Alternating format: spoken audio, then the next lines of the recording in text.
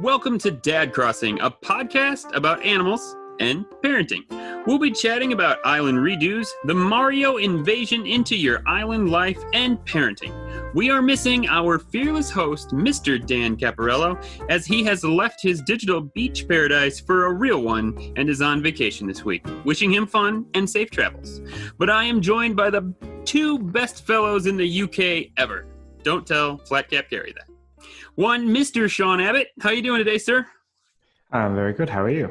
I am great. I feel like I should have come up with a crazy middle name for you like Dan would have done, but I got nothing for you. So I think we definitely need to leave that up to the master. Yeah, that's probably true. I would fall flat, as the PS4 game says. And our guest today, so glad to have him back again, Mr. Jason Frost, known to you on Discord as Frosticles43. Thanks for joining us, sir, and how are you today? Yeah, I'm super great. Thanks, guys. Glad to be back. Finally being able to work things out so I can come back. It's been a long time coming, I think. Yeah, man, we're glad to have you. Yeah, me and Sean are going to do a Euro Dad takeover. I like it. Hey, the more sexy voices we can get on this podcast, the better. That's what I say. You see, I disagree with that. A Yorkshireman's accent really isn't that great, especially when you spend your entire life sat around them. Well, see, I haven't spent my entire life around you guys yet, so we're good. I'm going to sit here with me whip it in me part pie. That's just common stereotypes for a Yorkshireman to have. So what have you guys been up to this last couple of weeks? It's working.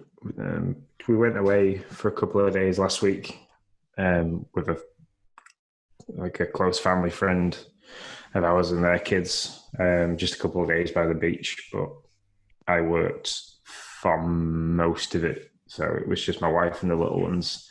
I joined them for the last 2 days, which was nice. Other than that, just been working. work and more work. Yeah, I got you. We've been pretty busy at our place too, doing all kinds of crazy projects and stuff. Everything seems to be ramping up. How about you, Jason? Yeah, same as Sean. Obviously, during the COVID pandemic, I work in a supermarket. Online shopping's become a huge thing for us now. Sure. So I've gone from starting at 5 a.m. to 3 a.m. And that's tiring. But yeah, I had a week off. Ended up thinking I'm going to crack on with some games, get some game time in. Whole week, up early, painting and decorating. Yeah, I remember this. You're doing wallpaper and exterior painting and everything, right? Did it all. Carpets, exterior, interior, you name it, I did it. You got a brand new house. Yeah, pretty much. It's been a long time coming, to be fair, but yeah. Yeah. Last thing you want to do on a week off. Yeah, so if you start at 3 a.m., when do you get out? When do you get to clock out? I finish at midday. My company I work for has got stupid policies where before, when I would start at 5 a.m., I'm entitled to an hour's break to sit down for an hour and stop. I'm the type of person I would much rather crack on and just go home an hour earlier. Sure. It's no different. I'm gone that hour, but now I start at 3 a.m. They force me to take the hour break, which I suppose they should. I need to stop, but I'd rather go home and squeeze in a bit of a longer kip, or my youngest doesn't go to school yet, so an extra hour with her sort of thing. But sure. Yeah, it's a long old day. Sure. Well, with all this playing game, or with all these playing working, does anybody have any time to play any games? What you guys been up to on the old consoles? I've played Animal Crossing. What? Man, yep. It's almost like that's what this show's about or something. Look at that.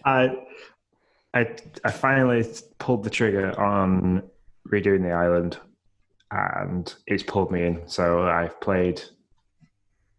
think I've played every day for the last week and a bit. Moving everything around on the island. I've moved all the villages to one area of the island, close to where my house is. So it's a bit like a suburbs area. And now moving on to moving the shops to one area. So we've got a retail district, and then leaving myself with a massive room of nothing to do something with to what I haven't discovered yet. But to try and get this done, I have broken one of the cardinal rules of Animal Crossing, and I time traveled.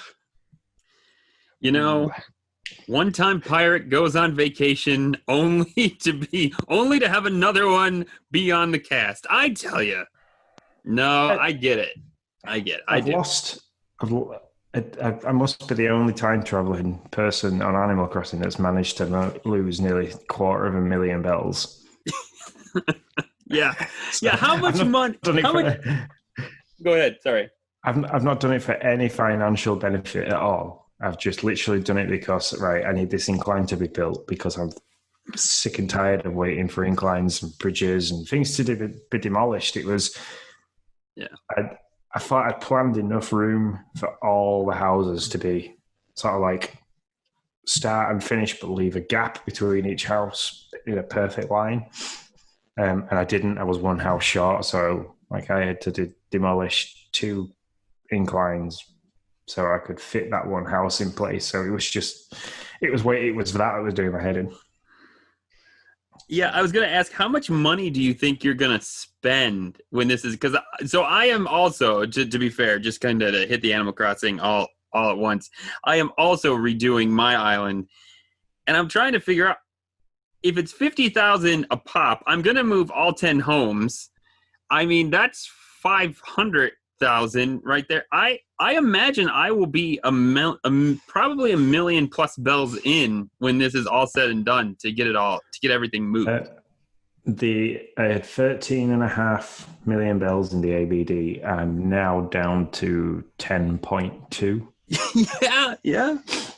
So yeah, it's crazy. And that's just because as I've rebuilt inclines, I thought I've tried to keep with the aesthetic of that area. So like all the paths around the residential area is all the brick like path paving that I've used. So I've then used the brick stairs, which is like what they're like 198,000 bells ago, and I've got 3 of them, but I've had to build them 4 times. Yeah, it's crazy. Jason, you did this, right? Like eons ago, like a couple months ago, or is it more than that? Yeah, I was the guy that was like looking at your islands. I can't do it. I'm not creative. And I was like, do you know what? I need something to keep me going in this game. I love the community. I love this game. I'm going to do it. So yeah, it took me like 3 weeks. And like Sean, I think I burnt down about 4 million bells doing this. And I'm generally happy with my island now. Sure. There's a few things that I could change, but I'm like, it took so long. That will do. So how often do you go back in, Jason? I probably go in once a week. I do me KK on a Saturday. Mm-hmm. Tidy up, chat to me villagers. If someone in the community does ask about turnip prices, I'll have a quick glance at that for them. But apart from the first week, I think the very first week the game was out, I was the guy with the great price, and we were all like, oh my God, I've had terrible prices ever since. I've never had a good one since. So, buddy, I've checked them every week. I've had a bang on price one time, and that's it. Yeah. Like that's the only time I had 620, and that was only once. Yeah, it was a one and done for me as well. Yeah. Craziness. Anything else for you, Sean, you've been playing? I dipped back into Smash Bros for a little bit, mainly because I'd completely forgotten all the different button configurations for different moods for different characters, and we were having a bit of a family tournament, so I thought I needed to brush up on my skills if I wasn't going to lose, which I didn't lose, but surprisingly my wife was a bit of a dark horse, and she figured out that Pac-Man had a really overpowered move that she could do quite easily, and she just carried on using that all the time. And spam that sucker if it works, right? Yeah. So yeah, I've gone back into playing the Spirit. Is it the Spirit Quest or the Adventure mode where you've got to rescue all the spirits and stuff like that? So I've been playing that a little bit.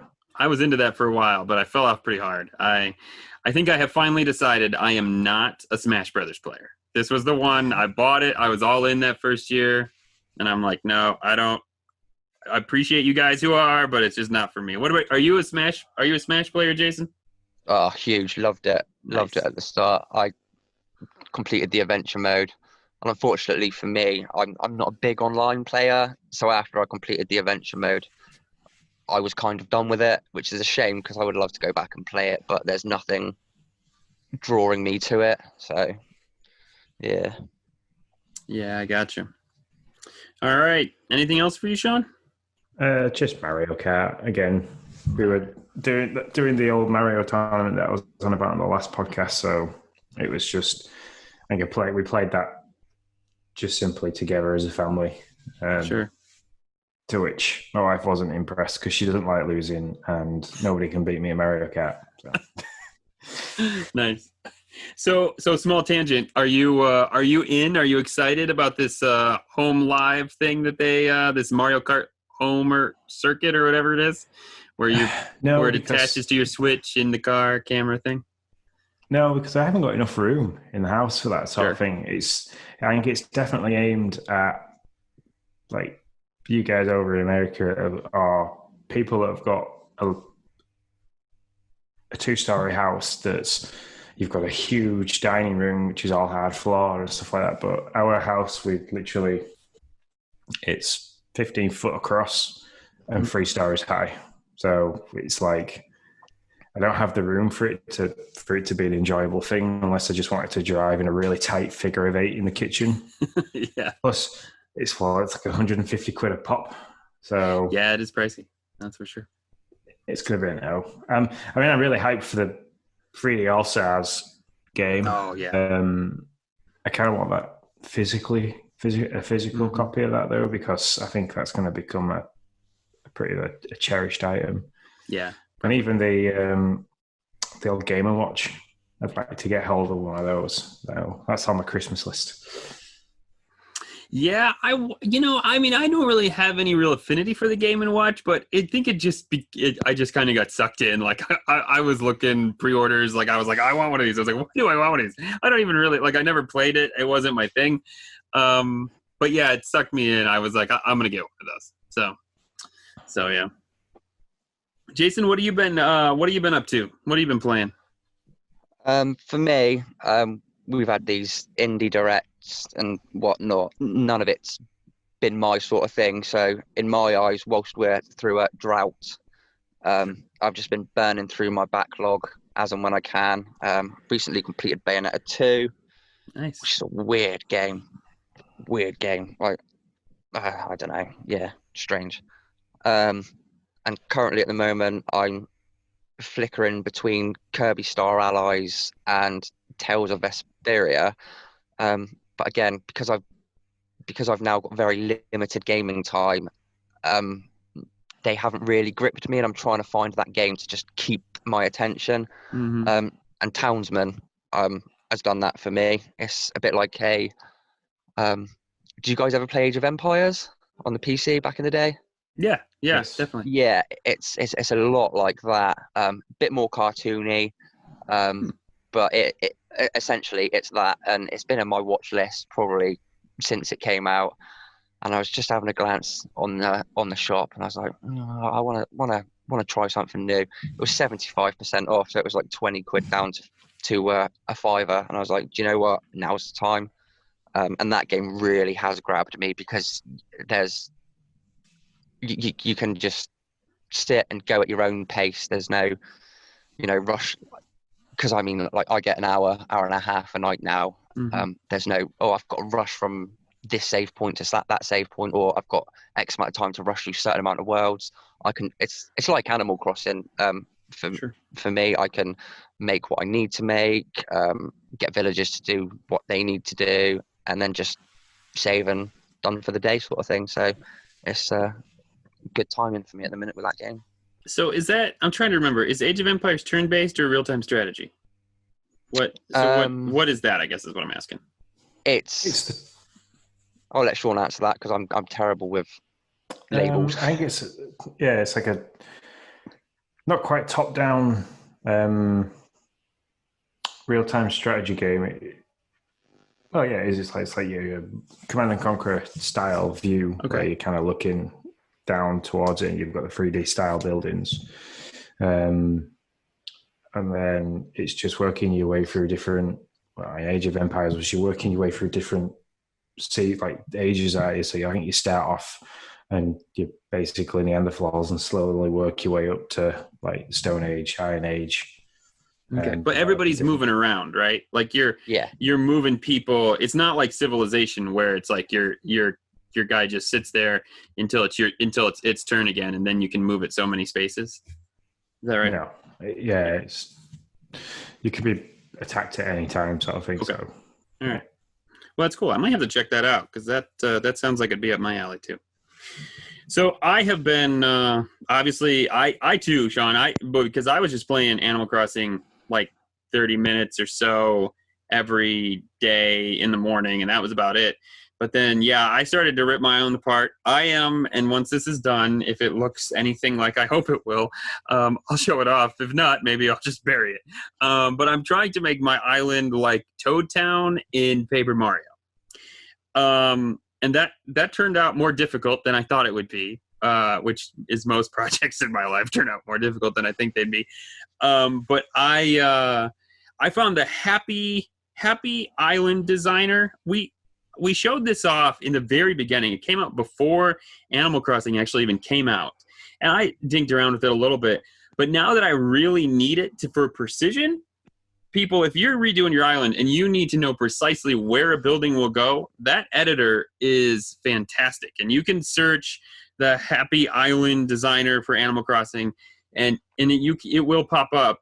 And it's accurate to like your spaces. So it knows exactly what a house will be. It knows exactly what your house should be, the museum. And you can add water, and you can really get a feel for what it is so that you're not spending a lot of time redoing stuff. Because I immediately, like the first day, I moved the campsite where I thought it needed to be, found out that's not where it needed to be, and it became a big thing. So that's that. But I'm redoing mine too, and if it all works out, I'll do a YouTube thing or put it on Twitter or something. Have you guys been shaking trees for acorns or pine cones or anything like that? Yeah, I've literally, if there's a tree there, I've kind of forgot to shake it every single time and just hacked it down. So I need to replant. I'd say I've lost a good 75% of my foliage on my island. Including your flowers, botanist Sean? No, the flowers are on the lowest part of my island when you first come out of the airport, and I was looking at them last night because that's where I'm getting to that area now, and I was looking at them last night and I was thinking I've got a lot of flowers. Why have I got so many flowers? So yeah, I think I'm gonna use that big empty lot of land that I've got, and I'm gonna try and keep a certain amount of each flower, and I'm gonna fence them in and do like a nice little gardens thing. Because I still haven't figured out what I'm doing with my campsite yet. That's kind of I don't know what to do with that. Or my orchard, because I think everybody I know now has every single fruit that they need, so I don't think I need to have every single fruit on my island in multiples. Mm-hmm. So I might just keep one of each. But yeah, I've not used that app, mainly because I haven't had a natural design in mind. I just kind of what started at the top of the island in case it's like went down in rows. Nice. Yeah, so I'm with you. I took my orchard out, and I had done a ton of flowers for my like wedding chapel area. I mean, a ton, like more than 200 roses were in my wedding chapel area. So as a pro tip, if you do have to move an entire area of flowers, or you're just selling them and getting rid of them, if you do it at the end of the day, or you can do it whenever if you don't care, but you don't have to take care of the holes. Like you can dig up your flowers, and the next morning your holes will be gone. So to save you just a little bit of time so that you don't have to kick them closed or shovel over them or whatever, you can just like shovel up your flowers, wait for a day, and just the holes are gone. So just a tip. I wish I'd known that. Yeah, I've been leaving ones that I know that I'm gonna sort of like, right, I'm gonna be moving that cliff, or I'm gonna be putting some water this way, or I've kind of like just left it and dug it up when I've been putting the cliff down, because that gets rid of them straight away. You don't need to fill them before you dig it out. But yeah, I wish there was a way of just going along. If you could have like a lawnmower and just push it. That would be so cool. That would be so great. Yeah. They need that for sure. They need that. Yeah, that's tedious. I don't know how much of it. It's unreal. I reckon a good 70% of my island was flowers. Yeah. Just because I had that month off playing it, and I went back to it, and all my flowers had just gone. They're taking over. Yeah. So I was like, oh, all right, I've got loads of weeds, but then I've also got massive amounts of flowers. I've grown more flowers than I had weeds in a month. That's crazy. Yeah. Just because I didn't ever put a boundary around them, so they just kind of off on a tangent. So. Yeah, I'm with you on that. I will say I've been shaking trees for these forsaken acorns and pine cones. They are not easy to find. I will say, getting very good at catching wasps. Although not always, because I did faint. I got stung twice. I got stung twice in a row, so I actually fainted from wasp stings. But I am not finding them as much as I thought you would, especially if you contrast that with the summer shells. Those things are out I have like 70 summer shells in my storage with nothing to do with them. So I don't know. I just think the pine cones and acorns, I don't know if they'll become more prevalent as the season goes on, but right now I'm not finding a ton of them. I'm finding them, just not very much. But moving on for that, my son and I beat Paper Mario. He was very excited about that game, and we went through it, and he wants to work on 100%. So we're 100% through, not 100. We've missed a couple, but we're currently in Shogun Studios working on that 100%. You with me, Sean? Jason? Yo. Okay, we do have Jason. All right, that's good. Sean is in a frozen state at the moment, so we will just wait and see if he's coming back into the action. I am playing Dreamland 3 for Kirby's Dreamland 3. Did you ever play that back in the day, Jason? I didn't. I've never been a big Kirby person up until the Switch one, funnily enough. I like the Switch one, and I am not a big Kirby person either when it comes to Dreamland 3. That game has no tutorial. I'll talk about it more because I'm sure I want to be on Tim's dinner table cast, where they're talking about retro and all that stuff. We're talking about the retro games. This is the retro game of the month for Tim's dinner table, and I'm trying it, and I just really am not liking it, not at all. So that'll probably end I don't think I'll play anymore, especially with the new Mario games that came out. I think we'll probably move on to that.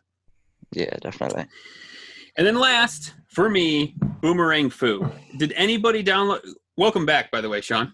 I'm glad you made it. God knows what happened there. My internet just went, no, not today. Yeah. I figured, I was like, well, he's pretty statuesque over there. I don't know. Something seems wrong. Have any of you downloaded Boomerang Foo? No. No. Do you guys play local co-op games with friends or family much? No? Okay, so you don't want it then. Don't download it. But if you play local co-op games, I swear to goodness, this game is a blast. My son and my daughter, we have a couple friends who come over. We played actually 6-player local co-op, and it runs fantastic. Well, I should say it runs fantastic, minus every once in a while it will freeze, which I've talked to the developer about. They're aware of it. They're working on a patch for it. But it doesn't happen a ton. Like, we've put in some major hours into that game. My son now, he gets an hour a day. He spends his hour playing Boomerang Foo, even by himself with bots. That's how much he currently is into it. Over playing Animal Crossing, which makes me a little sad, but that's okay. And so yeah, that's the game currently that my son loves playing. Even my daughter likes playing it, which is crazy. And I don't know if my wife really knows that happens, but that's okay. So yeah, so that's what I've been playing. That's what we've been playing. What do we got for a dad corner, Sean? Well, I've noticed in our Discord that there was a lot that Marty seemed to be going through quite a lot. I won't divulge much because obviously we're a very family-friendly podcast, but I think he had 2 significant episodes in his life in the same week, and I kind of wanted to talk about dad life stresses and strains, and what like having an episode like what Marty went through can do mentally to ourselves, because mental health's a big thing for me. I've suffered a lot with people taking their own lives. Just with the last place I worked, it was kind of like a man and boy type place, so which you tend to get in like the power industries, that you start working at a power station straight from high school and you kind of work there until you retire. It's kind of like the only job some people have only ever have is spending 45, 50 years working with the same place. And I'll use the one guy significant, but he took his own life because, to me, it was kind of like there was a lot happening around with the company shutting down and stuff, and I feel like that had a big weight on him, that he didn't know what else he could do outside of that to bring home the bacon, basically. And it got a bit too much, and he kind of took his own life for that. And I remember waking up the morning that happened, and I had a text message from one of the guys on security that kind of let me know that something was going to be mentioned to us, because they'd obviously had a phone call from his wife to kind of explain why he wasn't going to be coming in. And I can remember when I finally got told, I was upset, because this guy was like a bit of a second dad sort of thing. He kind of took me under his wing as a young lad when I started, with the promise of it being a job for life, and kind of like showed me like who were decent people to talk to and like to learn from, and who weren't. And it was horrible. It was a difficult time, and I can only say that I've got a fraction of the feeling of what Marty was going through, and I kind of don't want anybody else in our community to ever suffer and be upset by somebody in their life that's done that, or even if it's stresses and strains in their life that's ever getting too difficult. So I kind of wanted to open up a little bit and say that the Discord is a safe place. We do have a section called Adulting, which I've talked to Tim about, trying to maybe change the name or move it to a different area so that everybody's got access to it, because I'm not sure who does and doesn't have access to that. But in there is kind of like a safe place that if you ever need to rant, if you're having a bad day and the kids have got too much or work's got too much, and you kind of want to just let off some steam rather than, bottling it up and keeping it inside, to kind of let it out there and bounce off other people, because that's always going to help. So yeah, I just kind of wanted to put all that out there, and then say, how we handle it. As like, obviously Dan's reaction to some things was always really good. He kind of has especially when he lost his job and things like that, he kind of handled that on the surface really well. From the outside, looked really well, and kind of dug deep and figured out what he's good at, and he kind of started to use that as a core skill. And I just kind of wanted to talk with you guys about how you do it. What's your worries as a dad? Not just like as a parent, but like as a dad. What do you see as a hardship, and how you deal with it? And yeah, I kind of talked a lot now. So no, you're fine. I think that's great. I mean, from my perspective, and I think that some of this goes on, or we've talked about this on Discord, which really is, like Sean said, is a great place for this stuff. And I mean, our community is awesome. We, as men, as dads, I mean, I are set up to be like the that we don't break, and we're there for the family, and that we need to be tough through tough stuff. And I don't know, we're just set up in a really, I don't want to say a bad way, but when stuff goes sideways for us, like it's it's tough. Like sometimes it's like, well, you know, I'm supposed to be the one that's there for the fam, and I'm supposed to be the one that's there for my kids and all that stuff. So, you know, I just need to suck it up and deal with it, kind of stuff, you know. And I think I think that's going away. I hope it is. At least it seems to be anecdotally from what I just view, but it's still certainly very much there in some areas. And so I think as guys, you know, we have to help that go away. You know, that we are going to have crap days, and certainly, you know, I mean, I always reach out to friends, be it on Discord or friends I have locally.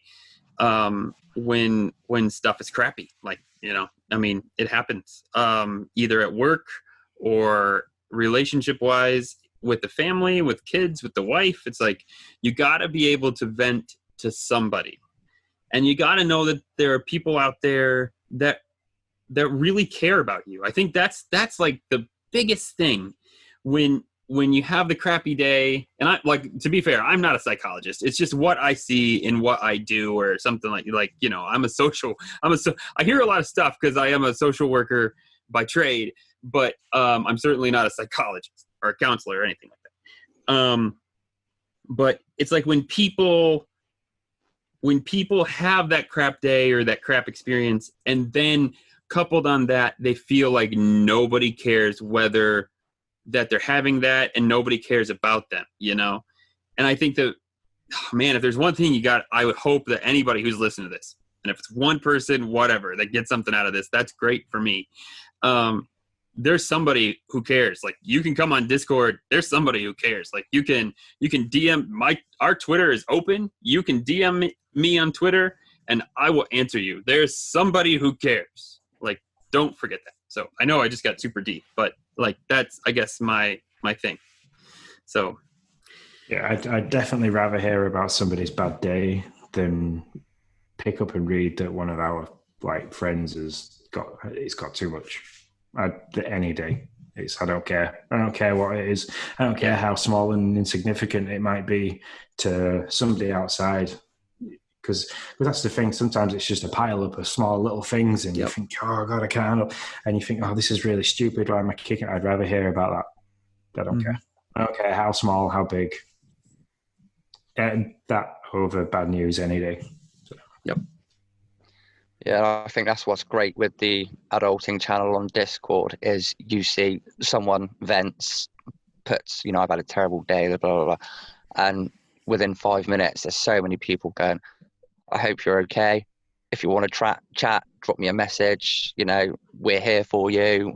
People offering advice, etc. It's absolutely brilliant for that. And, you know, like Sean's just said, I'm always one of those that I would rather sit down of an evening and listen to someone need to rant and vent than have to read the next day, got too much. So I think, you know, that page is really good. And from my personal experience, we're going back a good few years now. I think the Discord channel might not have even been a thing. This was late 2016, early 2017. I went back to work after Christmas to be told, we don't want you here anymore. See you later. Literally a day before my daughter's first birthday. And I've always had a job. I've always been the provider, never been out of work. That situation had never happened to me. And my wife, she knew I was really upset and it was really affected me. But I'm one of those people, I shouldn't. I keep things private. I'll express things in my four walls in my household. But to my friends and to my family, I'm very private. And I don't know, I have a terrible mindset going back to school days where if I tell one person something, it's going to go everywhere. Everyone's going to know my business. And I don't want that. But yeah, so yeah, I lost my job. Obviously, I was listening to this podcast to Dad, Nintendo Dads, way back when. I knew Zach was a psychiatrist. I reached out on Facebook. I sent him a message saying, hi Zach, I hope you don't mind. I know what you do for a living. I'm just after a little bit of advice. I've lost my job. I don't know where my money's going to come from. Everything that comes with that scenario. And it was absolutely fantastic. He probably doesn't remember it. It was so long ago. But I just having that person, sometimes having a person that's you're not closely linked to, I find is better for me. Like, just to have that person, an outsider, that's the word, an outsider to talk to. That's always been really good for me. So again, leading back to why the adulting channel, I think, is absolutely fantastic. And like Sean said, if we can get that extended a bit, I think that'd be brilliant for everyone. Because we've always been in that, oh, man up, we're in that age, and I think hopefully we are starting to come out of that where men can cry too. It's not such a stigma anymore, which is really good in this day and age. So yeah. Yeah, I definitely see it. It's like both my grandfathers have passed away, but Lindsay's grandfather's still around, and he's very much in the mindset of everything's always okay. I mean, he's currently having some health issues where he's starting with the early onsets of dementia, and he's still adamant that, oh, I'm absolutely fine. And his wife's exactly the same. So Lindsay's grandmother's exactly the same. She's in denial about, oh, no, he's fine. It's just age. It's forgetfulness. He's getting old. And it's like, no, it's like Lindsay works in that sort of area. And she's like, no, it's this. And then like, I look at Lindsay's dad, who's seeing his dad go through this. And he's kind of like, he's not in that mindset of, oh, I'll just man up and get on with it or suffer in silence. So like, we went for a beer with each other the other week, and he was like, he really opened up, and we were talking about it, and he was asking me questions about like what I do, what would I say, and then like I look at our generation. So for people our age who are now battling that stigma and trying to say, no, it's okay to not be all right. It's all right to ask somebody for help and reach out. And I'm hoping that by the time Logan, my boy, gets to my age, that stigma's gone, and that it's not one of them where we feel like we just need to grow a pair and crack on. So it's getting there. I just with, like I said, we're seeing what Marty gone through. I definitely wanted just to open up to one, especially as we're doing a dad side of the podcast, that it's one of them where I kind of wanted to make it known to everybody. So I thought this was a very good outlet to do that. I think it was an awesome idea. I saw you put it in there, and I was like, that's fantastic.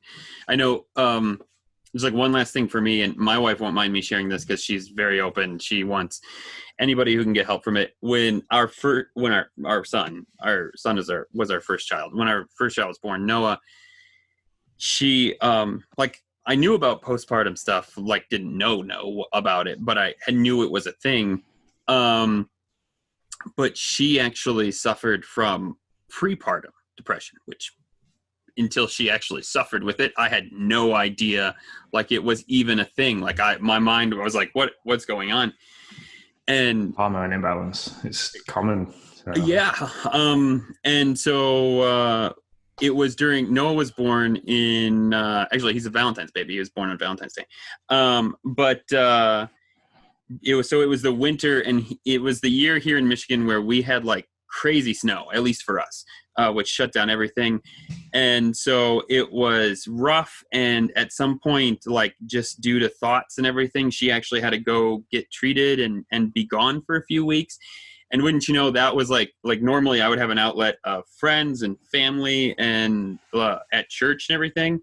Why wouldn't you know, like that was when we got dumped on. So like my wife is gone with horrible thoughts. She's pregnant. I'm like at the house pretty much by myself because we have like crazy amounts of snow.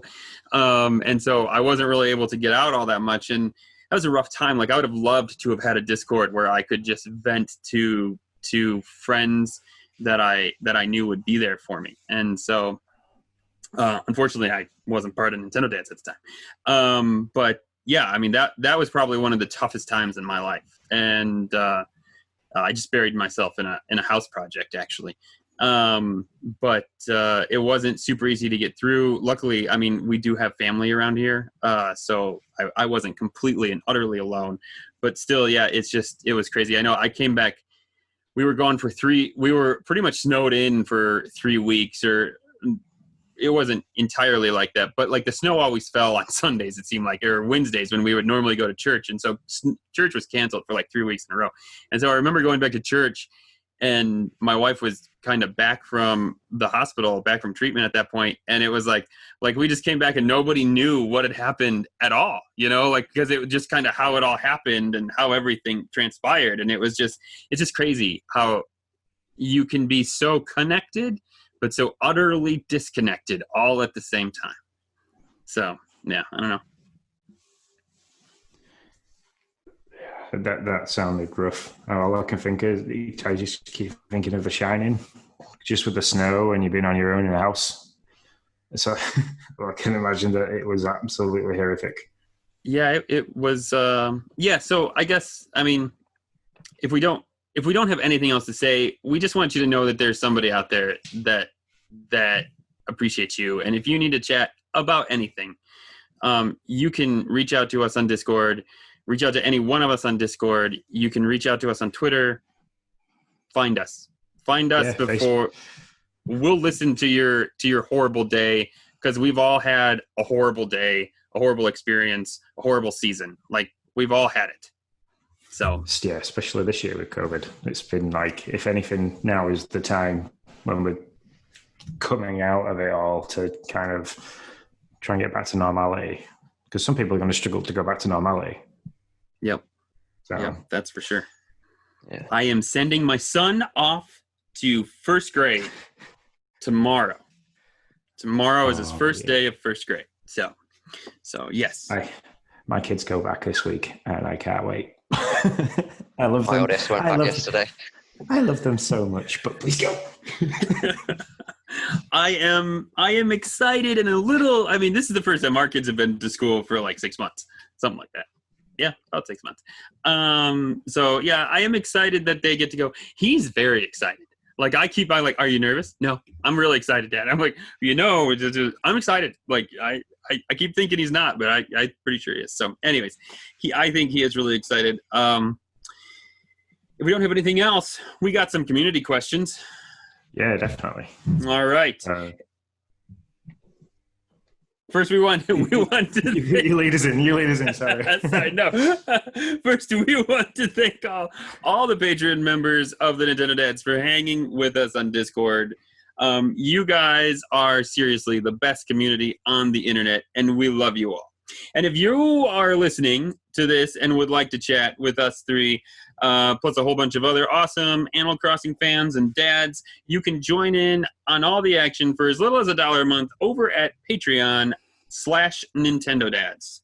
Come on over and join us, like we've already said, for adulting, for Animal Crossing, for a million other things. So we have a couple of questions. One from our fearless host, Dan Caparello, who is on vacation.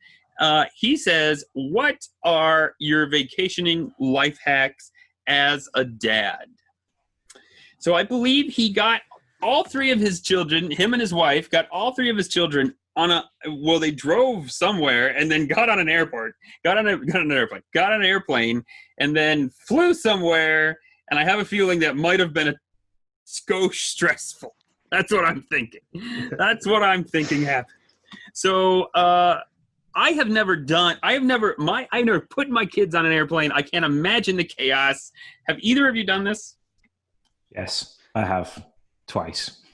Twice? The first time was easier because it was just the two girls, and I think the time Jaya was 9, Emily was 3 or 4 years old, and that was easier. And 9, nearly 10-year-old, and a 4-year-old.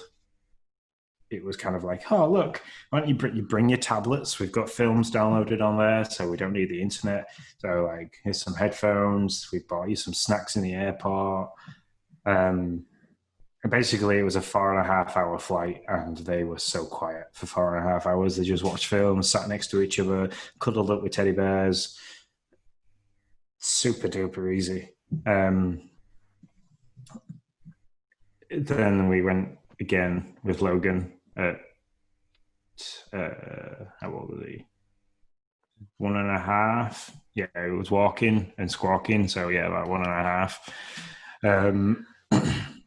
And that was a completely different experience.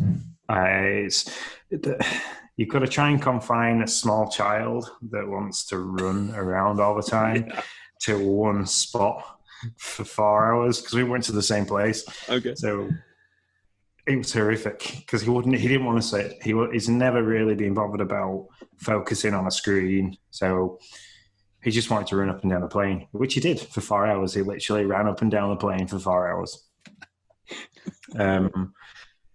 Other people thought he was like really cute because he was running up to people and he was like, "I'm going on holiday," and "Where are you going? What are you doing?" And it's just, he was really cute in that aspect, but it was. Were you like trying to bury yourself? Like, because I mean, I do that as a parent sometimes when my kid's just like doing something and I can't really control him. I'm just like, I don't want to be here. Like, he's not my son. I didn't do it. No, I did the opposite. I followed him up and down, and I talked to people because, like, I was apologizing. "I'm really sorry. It's his first time on the plane." He's really excited, and people were like, "Oh no, it's absolutely fine. No, it's lovely. It's really nice. He's really polite," because he is. Every time he went up to somebody, he was just walking up to him and going like and shouting stuff at them. He was walking up to him and he's going, excuse me, because he's always been really polite like that.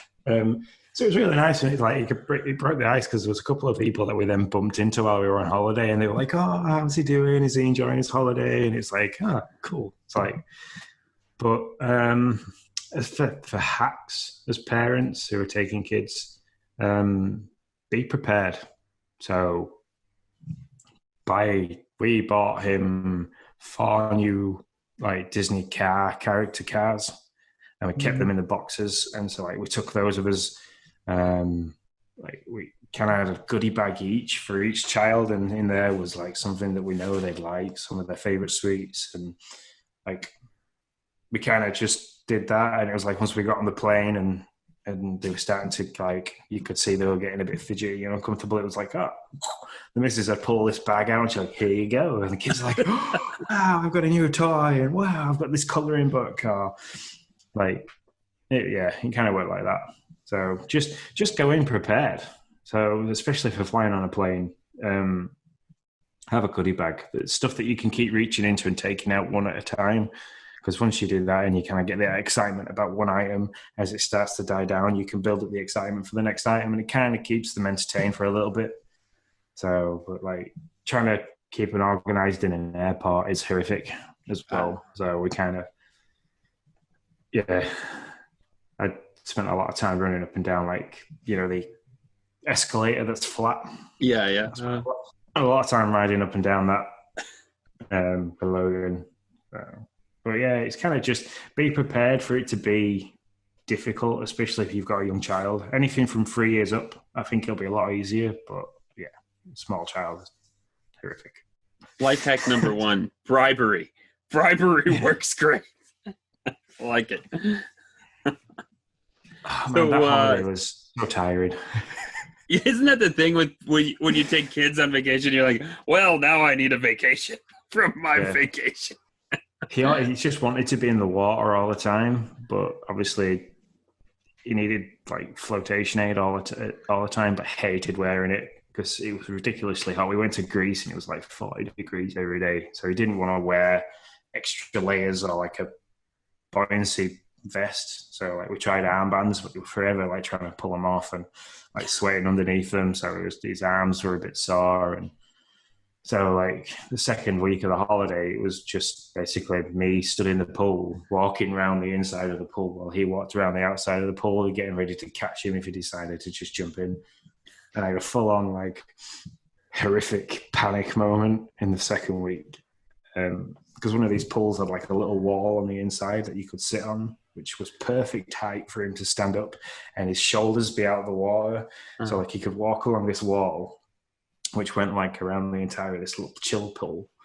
And I thought, oh, this is great. But there was one point where he could step off and he'd go into the main pool, and it was a lot deeper. And like I was talking to the mother-in-law, and he's walking around this pool and like I had all of his hand and I was like, oh, he's doing really well. And then like the next second, I looked and I didn't hand over this kid's hand. And he was like, I just saw bubbles at the top of the water. I was like, oh no.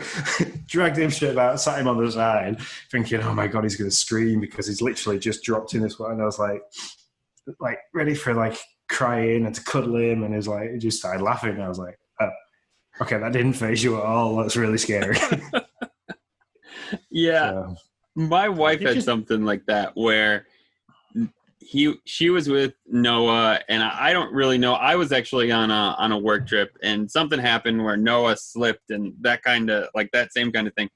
And he was fine, and it was all, like she calls me, and she's like, but she like read this thing about dry drowning, so legit, because there was no way she was gonna. She like pretty much stayed up all night and just like watched our son, because she was like, he could dry drown. I've read about this happening. And I'm like, pretty sure he's okay.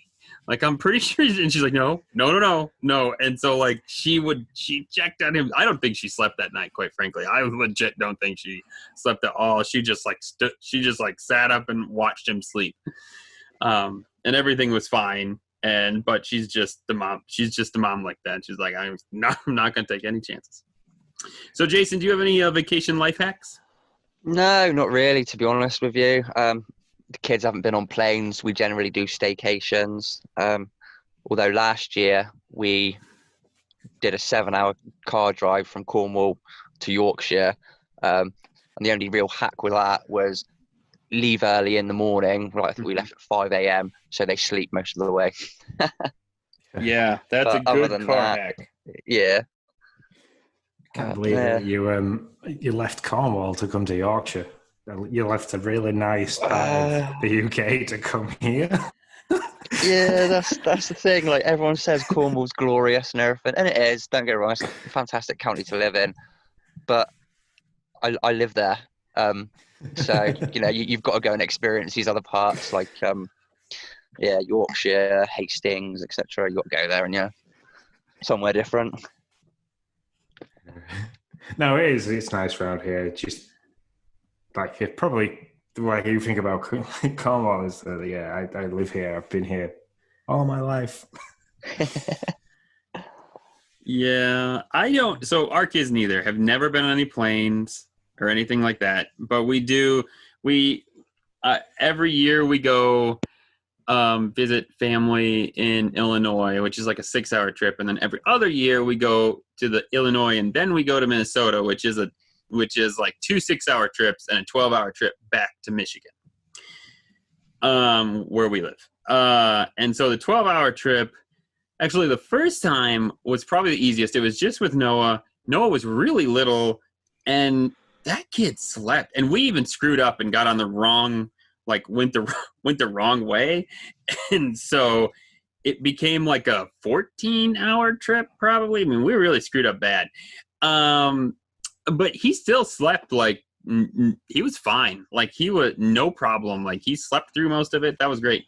The second time we did it, he was probably like 4. And then we had Ariel, and she was, I don't know, 1.5, 2, something like that. That one was a little more stressful because now he was ready to go to the bathroom, right? Like he was like, I gotta go to the bathroom because now the diapers are off. He knows how to go to the bathroom. When he's in diapers, it was like, oh, we're fine. We're good. You know, we don't got to worry about this. And so snacks, lots of snacks, like just a lot. And then we play with Noah. At that point, we played the States game with like license plates, which is like a thing. I don't know if you guys have any version of this in UK, but in America, it's like if you're driving cross country, you look at license plates, and there are like legit iPhone apps or phone apps that you can get, and then you got to try to find all the states, which we've never done. Even 24 hours of driving from Iowa to Minnesota and back, we never have found them all. We got like, I don't know, we were missing like 3 or 4. Nobody from Hawaii was over here. So we just have one punch yellow mini. So like every time you see a yellow mini, you punch your sibling. Oh yeah, we totally have that. Like we called it slug bug. So like if you see like a car with wood on it, which you never see anymore, you would you'd punch him in the shoulder. Yeah, we totally have that too. But I don't play that with my children. So let's just get that straight, okay? Like if it's not play, just somebody's like, oh, I don't punch my children. And so like little games like that. You know, we just tried to keep them busy as best we could. Coloring books, all that kind of stuff. Like we had little magnet books, anything. By the time it was done, by the time we got to where we needed to be back home after a 12-hour drive, it legit looked like somebody had just like, I don't know, emptied 5 shopping carts into the van and just strewing it all out. Like it was horrible. Like, I mean, it was probably like a foot of stuff just laying all over the floor in the van. I mean, it was bad, but that's okay because they were as happy as they could be for the situation. So yeah. I'll take that. So that's our life hacks. Anything else? No. I don't know. Teenagers are easy to travel with. Because like literally she gets in the car, Jay gets in the car if we travel anywhere or fly anywhere, and she'll put headphones in, and I can guarantee within 30 minutes of traveling anywhere, she's asleep. Nice. That's it. She's just asleep. She's always been the same apparently when she was a baby, because I only know Jaya from 8 years onwards. She was exactly the same as a kid. Like as soon as like Lindsay used to say, like we could put Jay in a car seat and you can guarantee as we're pulling off like the estate or pulling out of the village that we lived in, she was asleep. That was it. And she'll sleep until the car stops. So that's awesome. See, that's the way Noah was when he was younger. I don't think he's going to be that way anymore. But yeah. So we have another question from Andros. What time of day has the best background music in Animal Crossing New Horizons? What do you think? Well, before we started the show, Nick was just skipping through a couple of them just to familiarize himself so we can answer this question properly without going, I can't remember what time it is, but I really like this one. For me, 5 a.m. that's like 5 a.m., 6 a.m. are my two favorite ones. The nice like acoustic style guitar, chilled stuff. Because I think once it gets to like midday onwards, it gets a bit peppy, and then 4 onwards is even more until sunset. So I'd say 5 a.m. is probably my favorite one. I've got them as a playlist on Spotify as well, and if I'm driving, I put them on while I'm driving. That's awesome. What about you, Jason?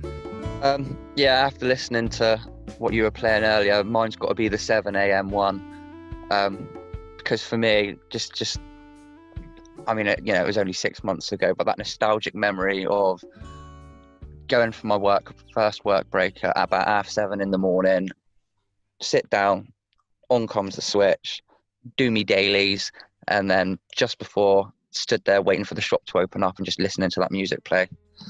That's the one for me. Yeah, so funny story. I don't see a lot of I don't hear a lot of the music until early morning, because when I'm playing, like when I get home, or like when I'm with my wife, I don't have the music on, which I know is an atrocity for as good as the music is in New Horizons, but I just don't, because we're usually watching something on TV, so I'm just playing with the music off. So initially when this question came up, I immediately thought of like the AMs, like the 1, 2, 3 a.m. in the morning when I would be playing and I would have the music on, because everybody goes to sleep, I'm still playing, I turn the music up so I can hear it. And so I thought, wow, I remember there was one in the AMs that I really liked in that early morning. And I went back and listened, and it's actually 3 a.m. is like my favorite. 2 and 4, I actually don't really care for. I remembered, or once I listened to them, I realized that those were the ones I don't really care for. But 3 a.m. has this, I don't know, you'd have to listen to it. It's got a wonky sound to it.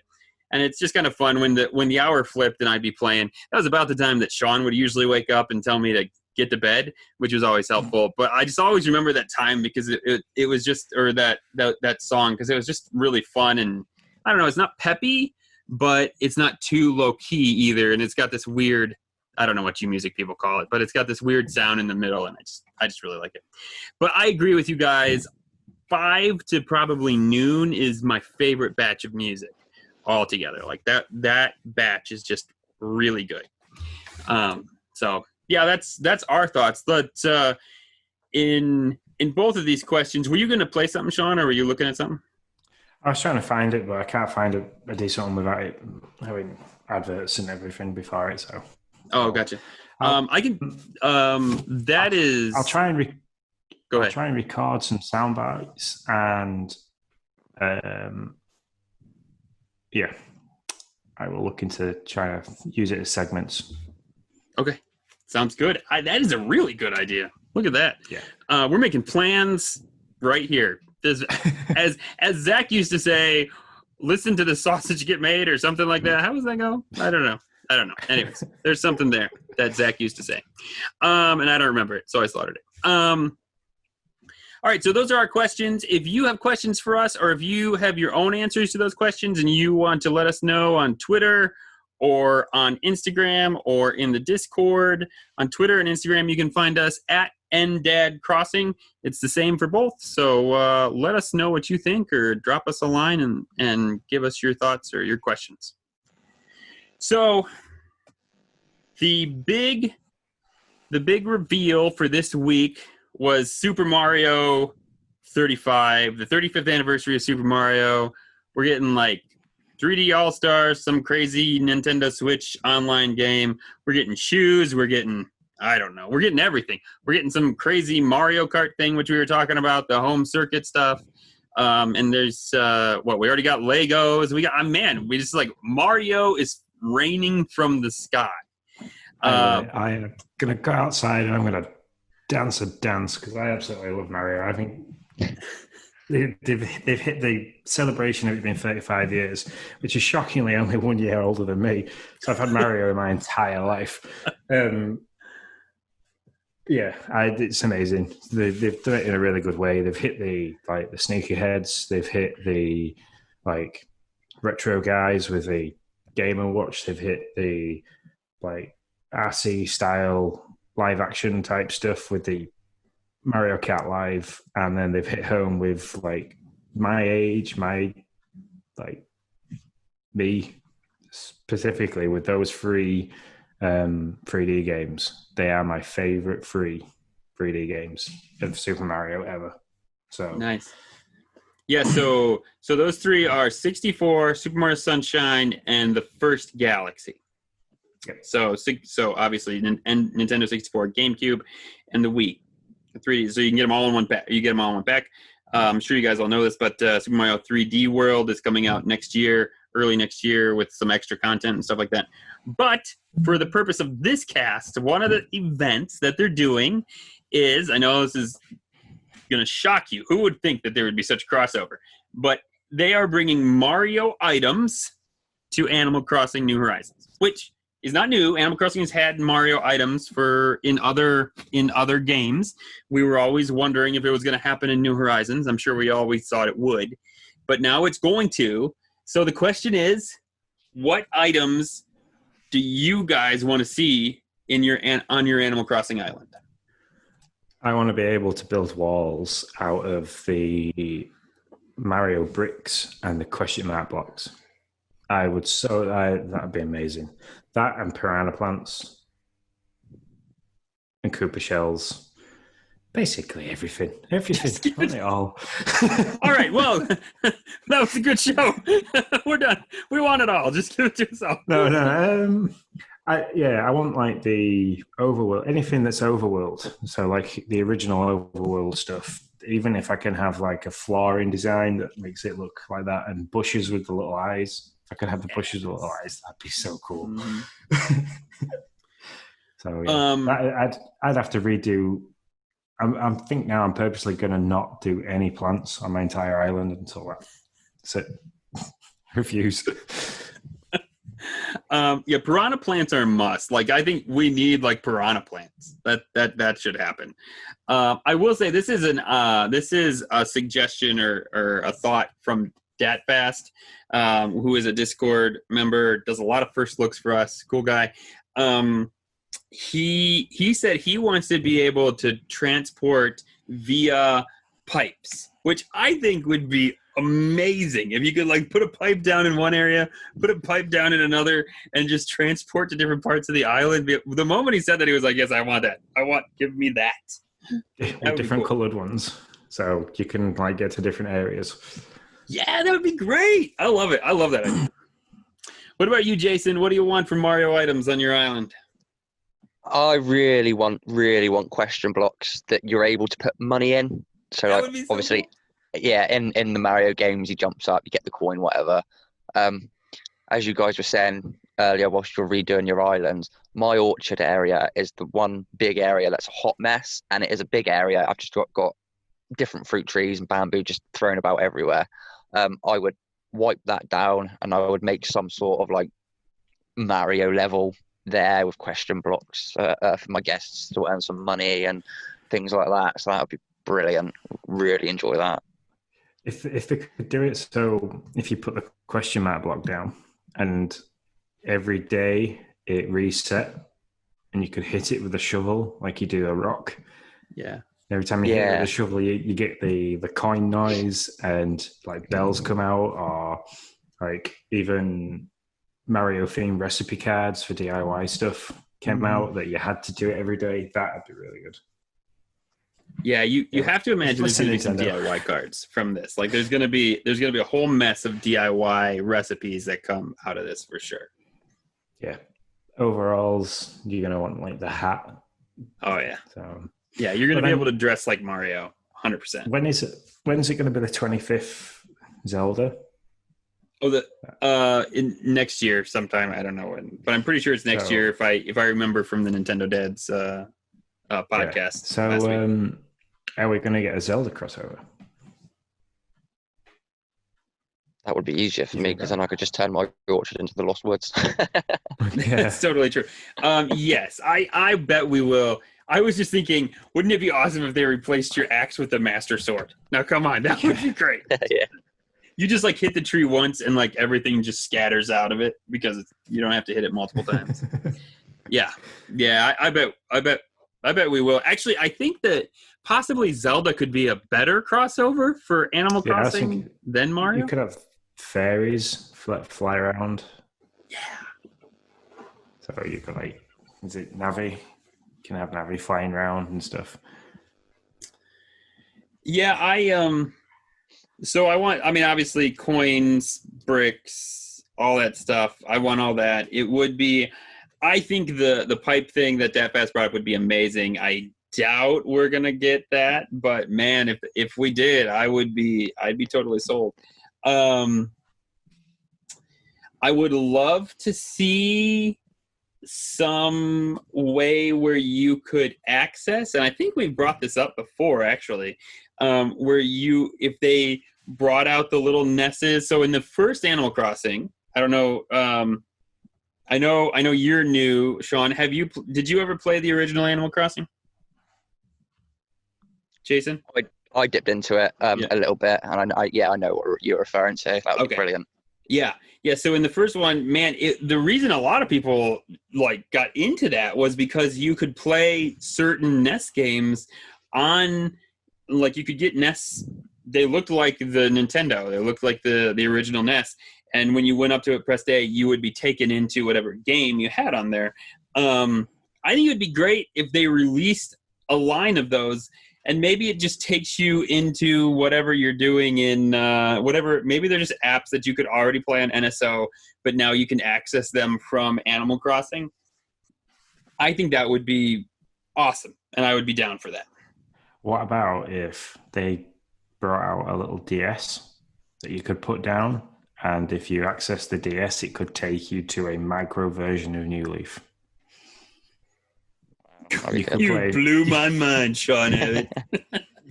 You could play Animal Crossing New Leaf inside Animal Crossing New Horizons. It's like an Inception. There you go. Now I can put 1,000. Now I can put 1,000 hours into a game that I've already put 700. Like my mind, I can't even wrap my mind around that. That's like Matrix stuff right there. That would be great and horrible all at the same time. Yeah. Yeah, I think those. I think just the main things are what I want. I definitely want a Mario costume. I want coins, blocks, and all that stuff. But I think that's pretty much what I'm hoping for. When do you think we'll get it? When do you think they'll start the event? Let's think about this. Now we've got the games coming out in September. We've got the September, like the autumn update to come yet. So whether or not it's going to be patched in with the autumn update, or maybe March next year. Yeah, I'm leaning towards March. Be the year end of March, be the 1 year anniversary, wouldn't it? Be some big event sort of thing. Because then we're getting to the stage of where we've had the year cycle. It'll start being repeated sort of thing. So they'll do something to keep you going, keep you playing. Yeah, it's either going to be March. I think it's either going to be January or March. I think it could be January when they're kind of in. So you're through Christmas and Rudolph and all that. Well, I can't think of the reindeer's name for some reason. You're through, I'm sure, what it's going to look like what Christmas is going to look like, and then you're left with kind of like that January, February lull. I think it could be in there possibly, but it all depends on what else they got slotted for winter updates and all that stuff. But yeah, whenever they drop it, I will be. I am totally excited to start playing. 100%. Anything else 10th. we're looking for? I reckon March 10th. I'm just reading something now on Polygon.com. They make reference that I think in the direct it actually said March next year. Oh, did it really? Well, see, there you go. Yeah. It's Mario Day, isn't it? Yeah, that's it. March 10th is Mario Day. So that's true. That makes sense. Whenever they do it, I'll be ready for it. Yes, well, anything else, gents, for this podcast? No, I think we've covered more than an hour, I believe. So we're doing pretty well. We are rocking it out. Take us out, Mr. Rabbit. Okay. So Dad Crossing is part of the Nintendo Dads family of podcasts. You can find new Nintendo Dads content wherever podcasts are found. If you have questions or comments, you can reach out to us on Twitter, YouTube, and Instagram. Everything is under the same handle of @NDadCrossing. We want to give a big thanks to the Nintendo Dads, as always, for making this craziness happen. They seem to have opened up and basically let anybody who wants to make a podcast. But no, it's great. It's good that we've been able to do this under their umbrella, and we're always thankful for it. So from Nick, our guest for today, Jason, and myself, Sean, we hope your village is sunny and your villagers are happy. Stay safe.